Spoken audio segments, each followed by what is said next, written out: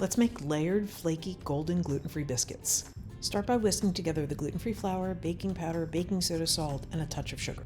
Add chopped cold butter, toss it into the dry ingredients, and press each piece of butter flat between your fingers.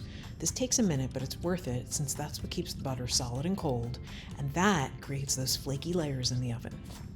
Pour in cold buttermilk using just a little less than we do for drop biscuits and mix everything together.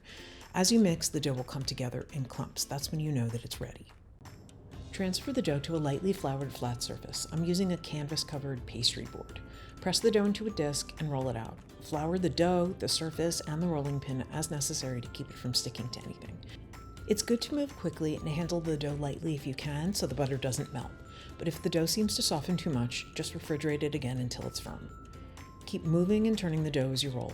Once it's about 1/4 inch thick, fold the dough in thirds like a business letter, then fold in the sides to create a packet. Roll the dough out again, pinching together any seams or cracks, sprinkling with flour and rolling and turning again. You'll see the dough smooth as you roll and fold it. I go through this process of rolling and folding at least twice, but for extra flaky layers, the third time's the charm. Then roll the packet into a disc about 1 inch thick and use a biscuit cutter to cut out rounds. After you've cut out as many rounds as you can, gather the scraps, then roll again and cut out more.